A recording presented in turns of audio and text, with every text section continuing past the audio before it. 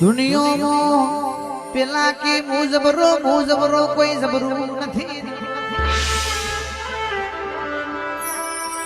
કોઈને રૂપિયોનું અભિમાન આવ્યું હોય તો સિકંદર દુનિયાનો રાજા જતો એના એ નવીન સી એકવાર તો એવું થઈ ગયું તું મારાથી કોઈ રૂપિયો વાળું કોઈ બરબોન છે પણ જે દારો મરણ પથારીએ પડ્યા ખબર પડી આયખામાં જીવશે તો બધું છે નહીં તને કશું નથી ને